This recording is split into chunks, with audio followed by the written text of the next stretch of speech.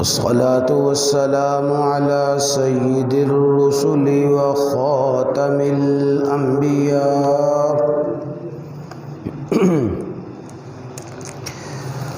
رب اشرح لي صدري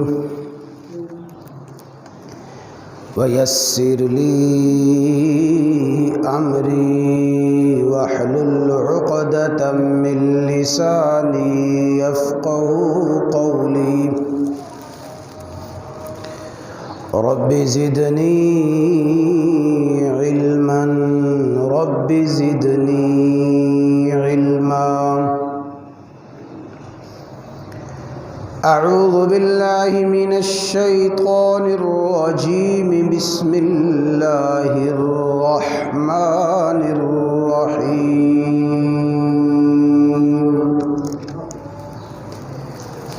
وإن يمسسك الله بضر فلا كاشف له إلا هو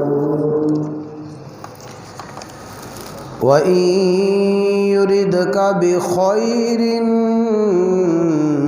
فلا راد لفضله يصيب به من يشاء من عباده وهو الغفور الرحيم. وقال الله تعالى: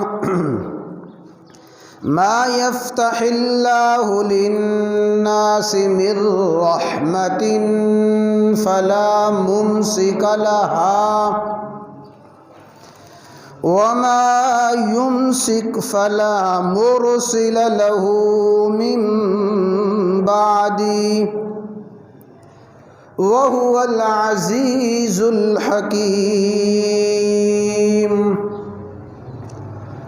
وقال رسول الله صلى الله تعالى عليه وسلم: لا عدوى ولا طيرا ولا هامة ولا صفر وفر من المجذوم كما تفر من الأسد. وقال رسول الله صلى الله تعالى عليه وسلم: يا غلام واعلم أن الأمة لو اجتمعت على أن ينفعوك بشيء لم ينفعوك بشيء إلا قد كتبه الله لك ولو اجتمعوا على أن يضروك بشيء لم يضروك بشيء إلا قد كتبه الله عليك.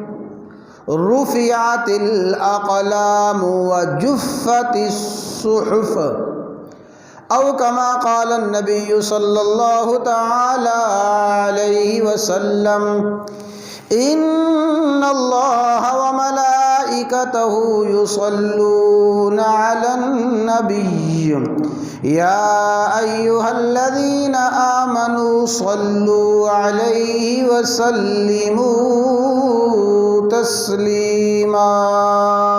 درود شریف پڑھ لیں. اللهم صل على محمد وعلى آل محمد كما صليت على إبراهيم وعلى آل إبراهيم إنك حميد مجيد. اللهم بارك على محمد وعلى آل محمد كما باركت على إبراهيم وعلى إبراهيم إنك حميد مجيد.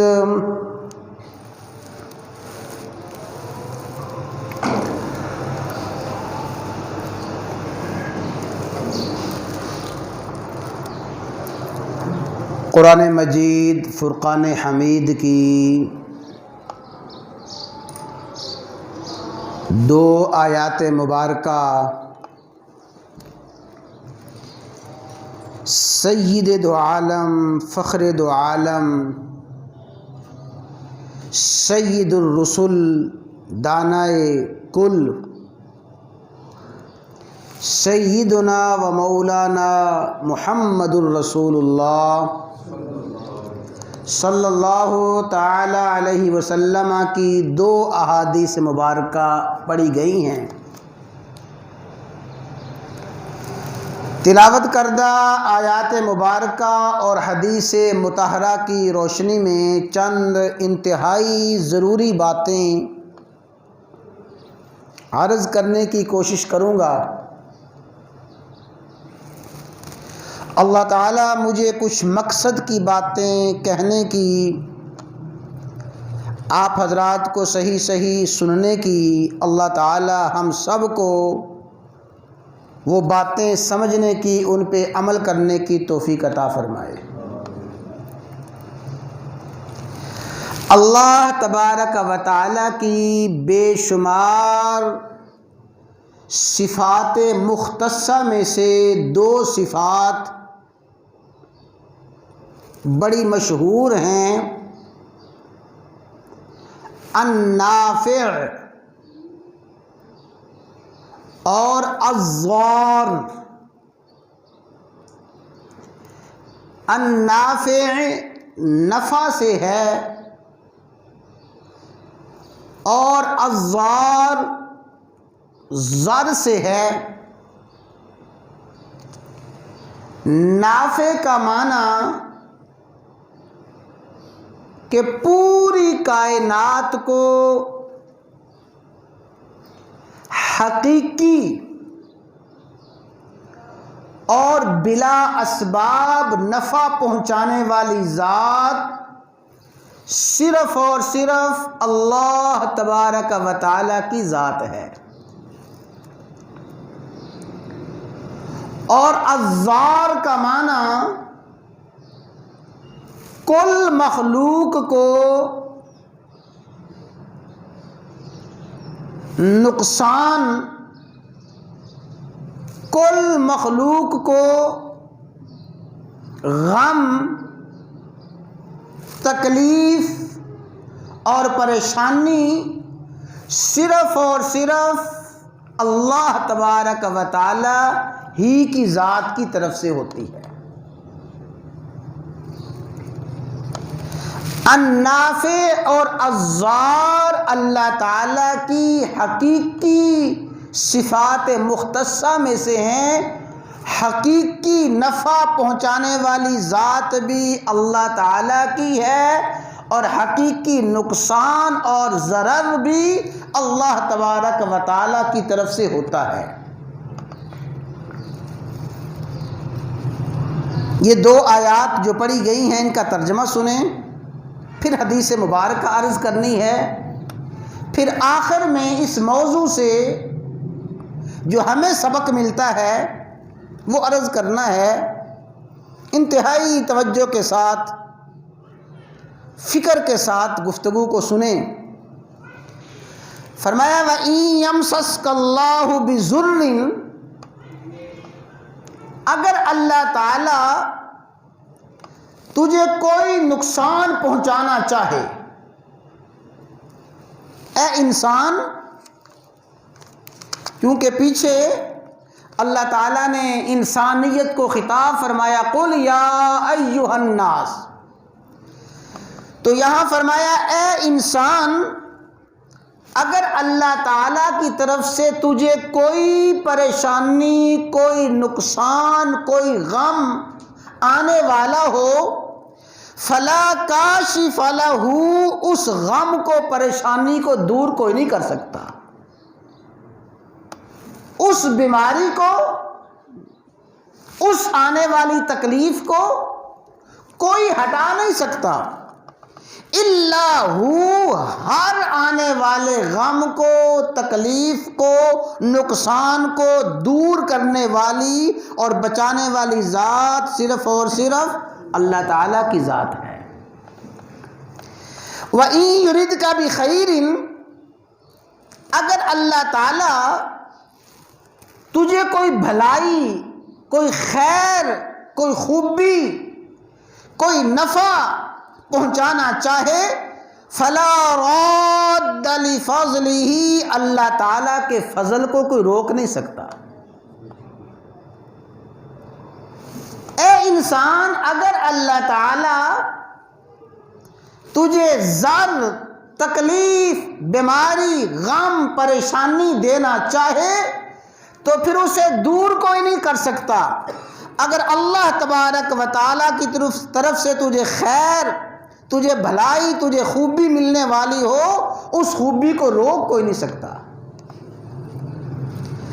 دوسرے مقام پہ اللہ تعالیٰ نے ارشاد فرمایا، ما یفتح اللہ للناس من رحمہ، اللہ تعالیٰ انسانوں کے لیے، لوگوں کے لیے اگر اپنی رحمت کا دروازہ کھولنا چاہے، اپنی مہربانی کا دروازہ کھولنا چاہے، فلا ممسک لہ، اللہ تعالیٰ کی مہربانی کو روک کوئی نہیں سکتا۔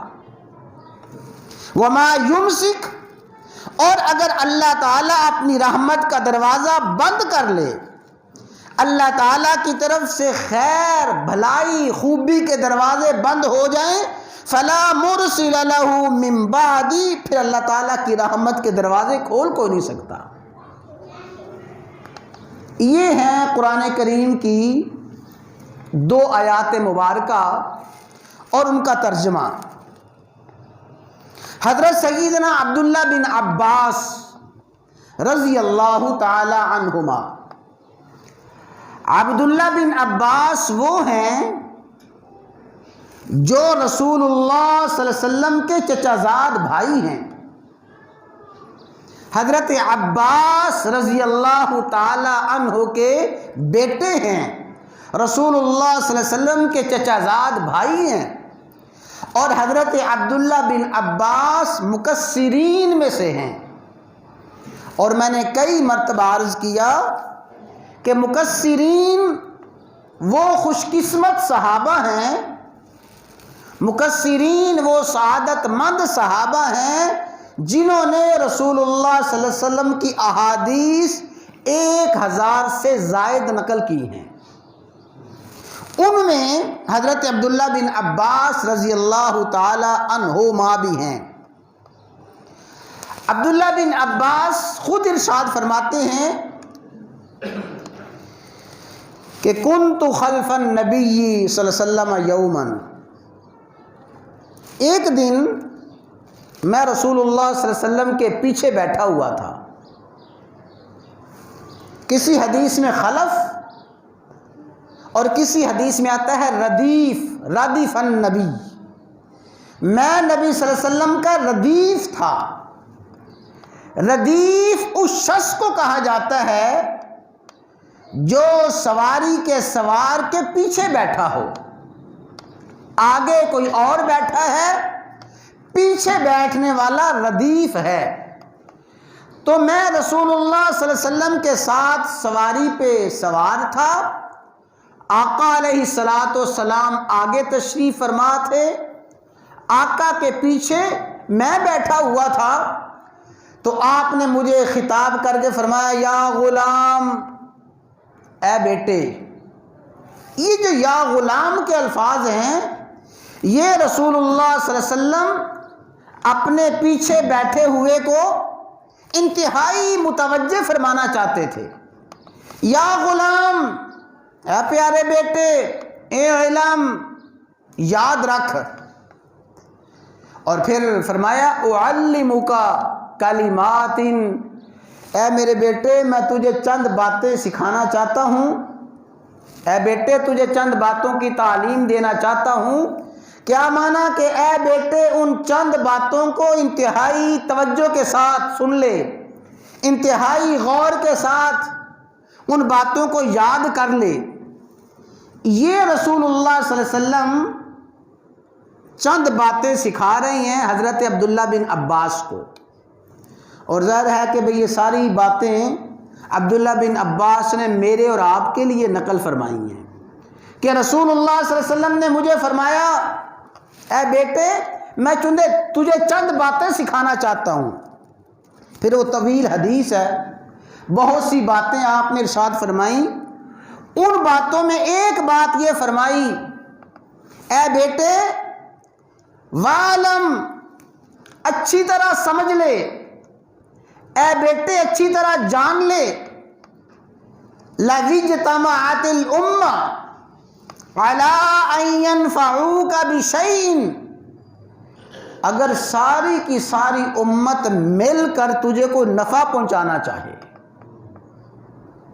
ساری کی ساری امت جمع ہو جائے، ظاہر ہے کہ امت میں صاحب علم بھی ہیں، امت میں صاحب دولت بھی ہیں، امت میں صاحب طاقت بھی ہیں، سارے کے سارے طاقت والے، سارے کے سارے دولت والے، سارے کے سارے علم والے، پوری امت جمع ہو جائے، اور اے بیٹے اگر وہ پوری امت جمع ہو کر تجھے کوئی فائدہ پہنچانا چاہے، لم ينفعوک بشیء، پوری امت جمع ہو کر تجھے کوئی فائدہ نہیں پہنچا سکتی، ہاں الا قد کتبہ اللہ لک، اگر اللہ تعالیٰ نے تیرے لیے کوئی فائدہ لکھ دیا ہے تو امت سے، انسانیت سے تجھے فائدہ ہوگا. اگر اللہ نے کوئی فائدہ نہیں لکھا، پوری انسانیت مل کر تجھے فائدہ نہیں پہنچا سکتی.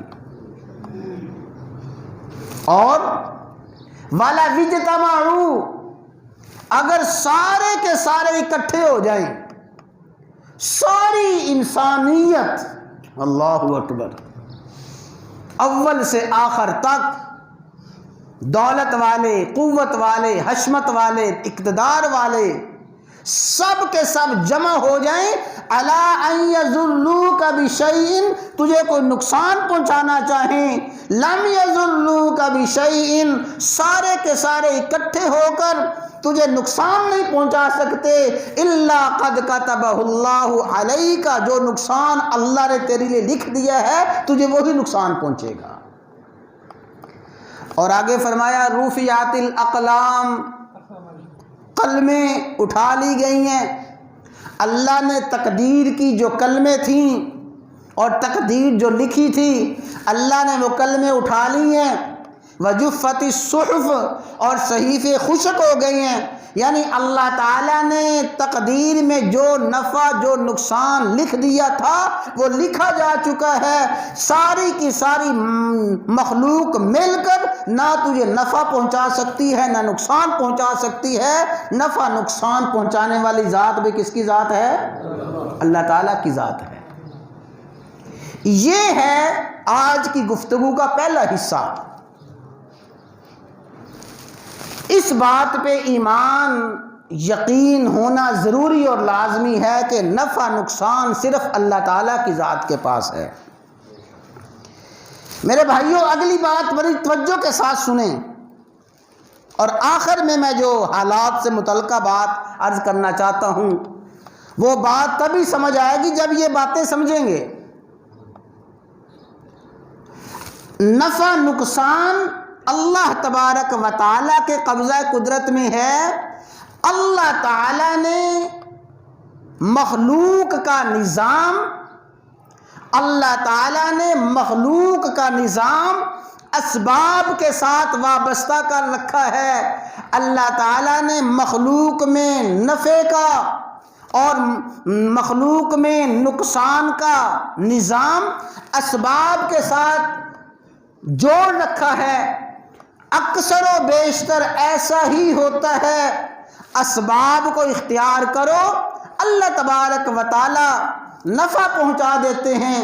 اسباب کو اختیار کرو، ان اسباب کو اختیار کرنے کی وجہ سے اللہ تعالیٰ نقصان پہنچا دیتے ہیں. اس کو میں دوسرے الفاظ میں عرض کرتا ہوں، ایک ہے عالم قدرت، عالم قدرت، اور ایک ہے عالم قانون. عالم قدرت اور ہے، عالم قانون اور ہے. عالم قدرت تو یہ ہے، سمجھیں، عالم قدرت تو یہ ہے نہ کوئی مرد ہے نہ کوئی عورت ہے، بغیر کسی مرد کے بغیر کسی عورت کے اللہ تعالیٰ نے انسان کو پیدا فرما دیا۔ یہ کیا ہے جی؟ عالم قدرت۔ صرف عورت ہے، صرف عورت سے اللہ تعالیٰ نے انسان کو پیدا فرما دیا۔ سیدنا عیسیٰ علیہ السلام مرد ہے، صرف ایک مرد ہے، اس ایک مرد سے اللہ تعالیٰ نے انسان کو بنا دیا۔ یہ سب کے سب عالم قدرت کی مثالیں ہیں، لیکن ایک ہے اللہ تعالیٰ کا عالم قانون۔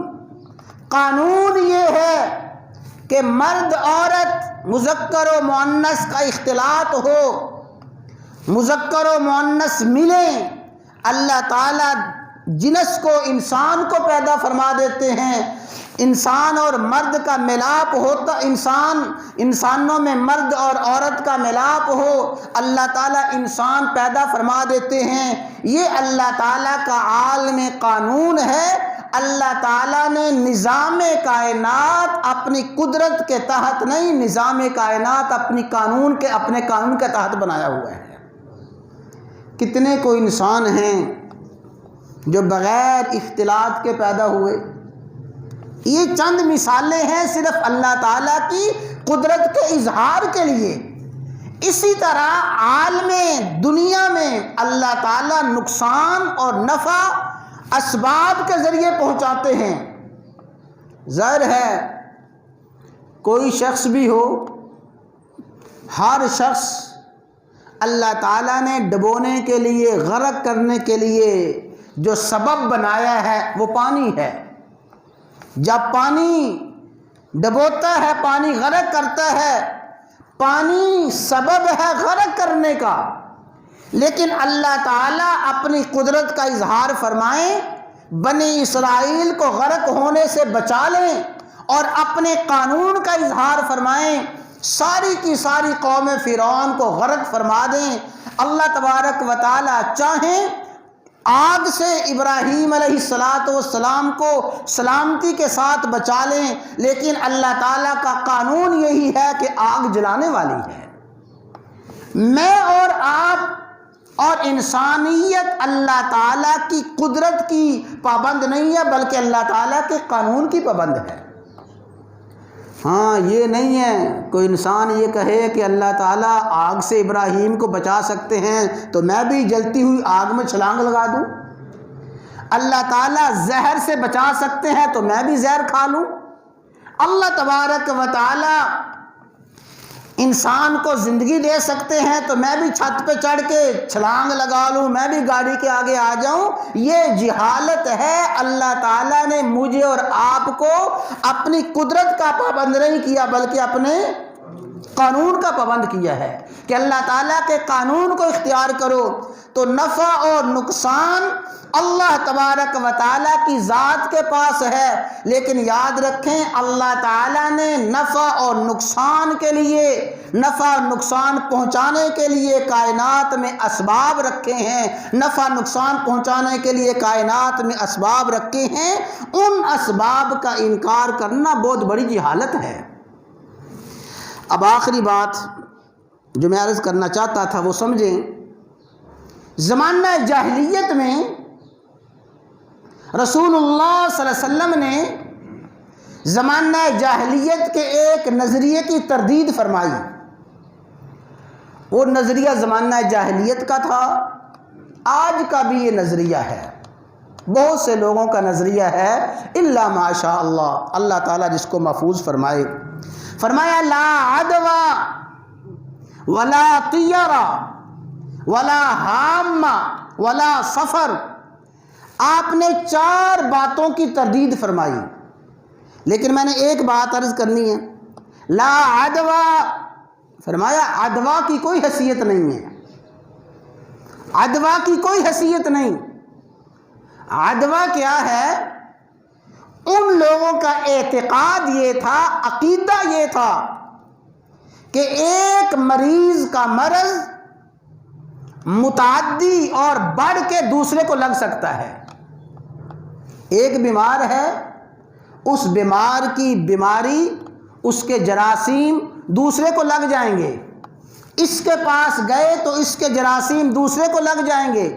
یہ ان لوگوں کا اعتقاد تھا، عقیدہ تھا، نظریہ تھا۔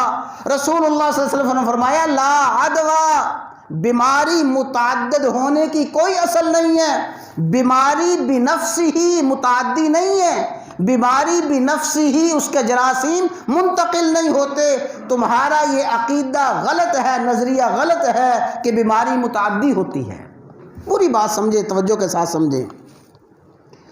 اور فرمایا لا عدوى، عدوى کی کوئی حیثیت نہیں ہے۔ جب ایک صحابی نے یہ سنا تو اس کے ذہن میں اشکال آ گیا، اور وہ جو زمانہ جاہلیت کی سوچ تھی وہ سوچ آئی۔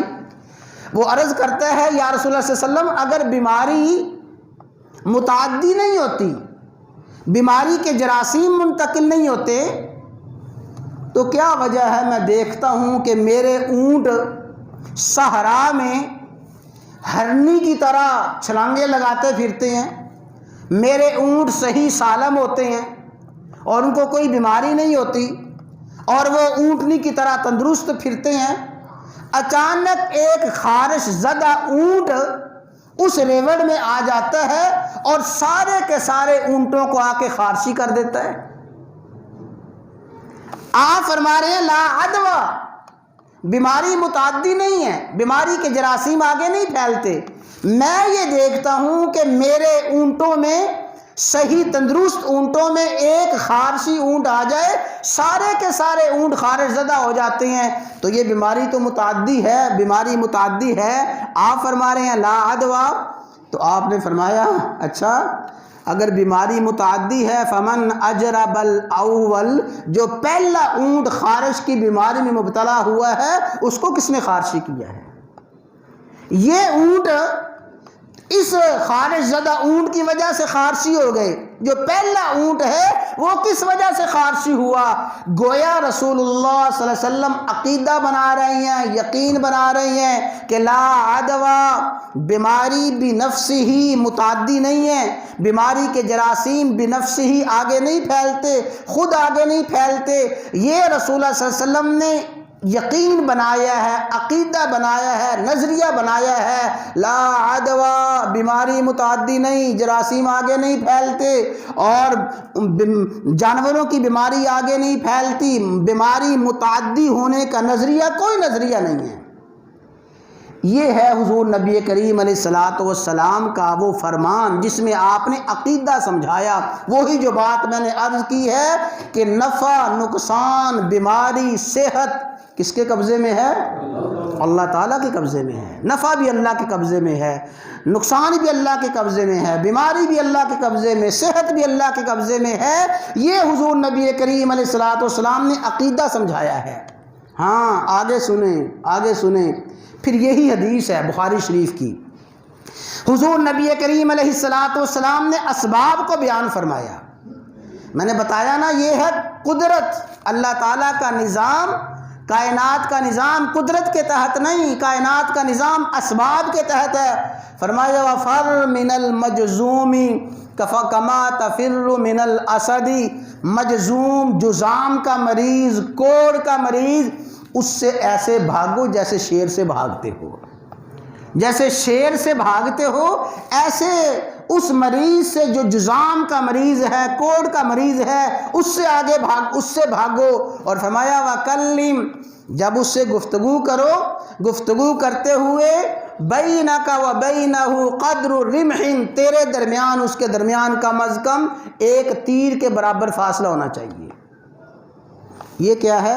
عالم اسباب، نفع نقصان اللہ تعالیٰ نے عالم اسباب کے تحت رکھا ہوا ہے۔ حضور نبی کریم علیہ الصلوۃ والسلام یہاں فرما رہے ہیں کہ جب مریض سے گفتگو کرو تو کم از کم ایک نیزے کا فاصلہ ہو۔ یہ ہے اسباب۔ جب یقین بنایا، عقیدہ بنایا، دو باتیں، دونوں طرح کی احادیث ہیں۔ قبیلہ بنو ثقیف کا ایک وفد آیا طائف سے، یا رسول اللہ صلی اللہ علیہ وسلم ہمارا قیام منا میں ہے، تو ہم آپ کے پاس بیعت کرنے کے لیے آئے ہیں، ہمیں بیعت کیجئے۔ اور ہمارے کچھ لوگ ابھی پیچھے ہیں، اپنے خیمے میں ہیں، نہیں آ سکے، وہ بھی آنا چاہتے ہیں۔ ان میں ایک جذام کا، کوڑ کا مریض ہے۔ آپ نے فرمایا تم میرے ہاتھ پہ بیعت کرو اور جا کے اس جذام کوڑ کے مریض سے کہو میرے پاس آنے کی ضرورت نہیں، میں نے تجھے وہیں سے بیعت کر لیا ہے، تجھے وہیں سے بیعت کر لیا۔ حضور نبی کریم علیہ السلام نے اسے اپنے پاس نہیں بلایا، لیکن جب اسباب سے ہٹ کے یقین کی بات آئی، قدرت کی بات آئی، آپ نے کوڑ کے مریض کو پکڑا اور آپ کھانا کھا رہے تھے، پیالے میں کھانا تھا، جس پیالے میں سے آپ کھانا کھا رہے تھے آپ نے فرمایا تو بھی اسی پیالے میں سے کھانا کھا، ثقۃ باللہ و اعتمادا علی اللہ، اللہ کی ذات پہ یقین بھروسہ کرتے ہوئے تو بھی اسی میں سے کھانا کھا۔ یہ کیا ہے؟ یہ ہے عالم اسباب کے تحت بات کو سمجھانا، یقین پیدا کرنا۔ یقین یہ ہے اور عقیدہ یہ ہے کہ کرونا وائرس کے جراثیم آگے نہیں پھیلتے، یہ میرا یقین ہے، عقیدہ ہے۔ ہاں، عالم اسباب کے تحت جب اللہ تبارک و تعالیٰ کا حکم ہوگا جراثیم آگے پھیلیں گے۔ اور حضور نبی کریم علیہ السلام نے ایسی بیماریوں سے بچنے کی اور مریضوں سے بچنے کی اور احتیاط کرنے کی آپ نے بے شمار احادیث میں تعلیم دی ہے۔ تو حقیقی نفع، حقیقی نقصان اللہ تبارک و تعالیٰ کے قبضہ قدرت میں ہے۔ اللہ تعالیٰ نے عالم اسباب میں نفع نقصان اسباب کے تحت رکھا ہوا ہے۔ بیماری اللہ تعالیٰ کے حکم سے آگے پھیلتی ہے، اللہ تعالیٰ کا حکم نہ ہو بیماری کوئی نہیں پھیلتی۔ جراثیم آگے منتقل ہوتے ہیں، ضرور منتقل ہوتے ہیں، لیکن منتقل اسی وقت ہوتے ہیں جب اللہ تعالیٰ کا حکم ہوتا ہے۔ جیسے کسی نے بڑا خوب کہا ہے، کسی جگہ لکھا ہوا دیکھا، وہ ذہن میں بیٹھ گیا، کون کہتا ہے دوا اثر نہیں کرتی؟ کون کہتا ہے دوا اثر نہیں کرتی؟ مگر بے اذن ربی کچھ نہیں کرتی۔ دوا اثر کرتی ہے، اللہ تعالیٰ کے حکم کے بغیر کچھ نہیں کرتی۔ اللہ تعالیٰ کا حکم ہوگا تو بیماری منتقل ہو جائے گی۔